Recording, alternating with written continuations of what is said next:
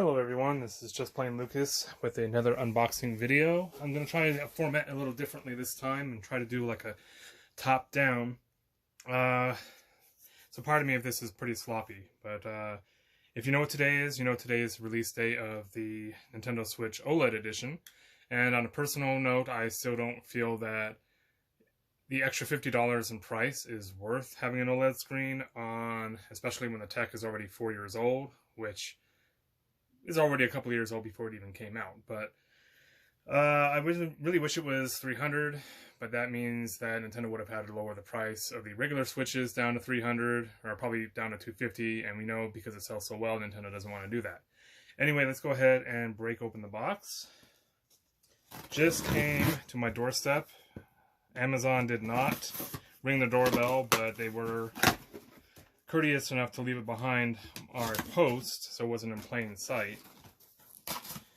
Alright, so opening up the box, we should have two items in here. We have the white edition of the Nintendo Switch OLED, as well as Metroid Dread, which I'll be playing later today. Obviously, I had to get this game. Anybody who knows me knows I love Metroid, and this is a perfect launch title to come out with the brand new OLED Switch. I was very lucky to get one of these. I initially got one from Target, but it was a red and blue model. The very next day, a friend of mine told me that Amazon had listings for the white one, and I got it. And immediately after that, they were sold out again, so I consider myself very lucky. By the way, I did cancel the Target order. I didn't continue to receive it and then flip it and be like a scummy scalper, so don't worry, and I didn't do that. So let's go ahead and open it up. Alright, first we got to figure out where we need to open it up from. Okay, perfect. Little tab there. It doesn't look like we have any stickers to undo, so I always love those kind of boxes. And they actually have nice directions printed right here how to set it up. So then, let's see, I'm trying to get the orientation of the camera figured out here. Very simple. Shows the controllers, shows the OLED. I'm actually going to pull out my old Switch.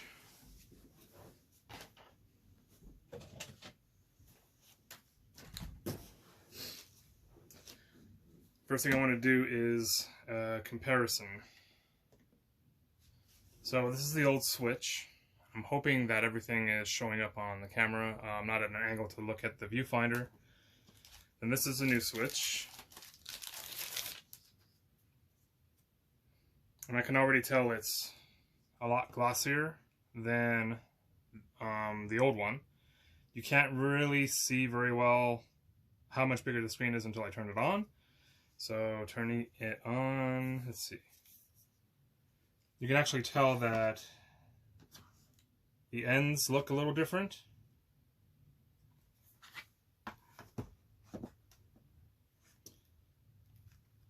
So the cartridge slot looks to be more square than rounded. And I actually heard somebody say that it was a little harder to get open. But I didn't have a problem with it. Volume sliders, volume buttons are a little wider. The power button is a little wider, so things should be a little easier to access. And it also looks like there's an extra button here. I don't know what this does yet. So let's go ahead and turn it on. There's Nintendo's logo. So there's my previous one.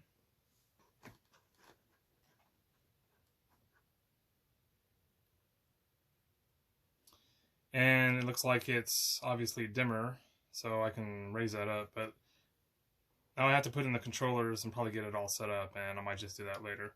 So let's just turn it off for now. So here are my lovely white controllers. I also have the blue and purple Zelda Skyward Sword controllers, so I may end up using those instead. And then lifting the cardboard, well actually there's a patch here for supplemental paperwork. And in here we have the new dock. Oh, before I undo that, I also wanted to show you, now most of you probably already know this, but the Switch OLED has a brand new kick stand. And let's see. Is there something holding it down? Nope, there we go. Okay. And there is resistance to it, so it can't like very easily just collapse in on itself. So that'll be really nice.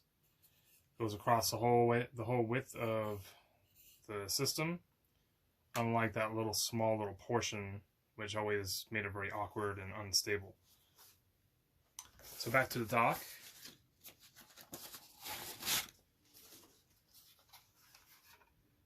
I kind of wish it was patterned a little bit on the outside, but as you can see though, on the back, you do have a little black against the white, but on the front it's just pure white.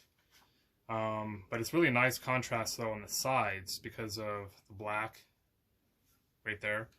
So it looks a little cooler than just plain black. And I'm not sure if you can see it very well, but on the insides it's nice and smooth. And it also has little ridges here on the edges. And the corners are gone. The sharp corners of the old dock, they're rounded now. So you should have less risk of actually scratching your screen when you're putting your Switch into the dock, which I thought is really nice. Let's see here. Open up the back. You can actually see the LAN port right here, so that's nice for people who use LAN. I don't. I always prefer wireless because the router is downstairs. And I don't want to feel like running a 75-foot cable just to have a little faster speed. But some people are very adamant about their high speed. Trying to click this back on. And then we have the other essentials. We have the power adapter. We have the HDMI. I did watch a video. Supposedly the HDMI here is 2.1. So that should be 4K ready, which means the new Switch will be coming out eventually. And there's also a 4K chip in the dock itself. We don't know if it's going to actually be true native 4K or if it's just going to be 4K upscaling, but they're preparing for another Switch, so people get ready. Then we have the little attachment there for the Joy-Cons to put it all together in one piece. Nothing new about that. And we have the black extenders. So that'll be really nice to have a contrast of black and white. So it's really dope. And that is it. So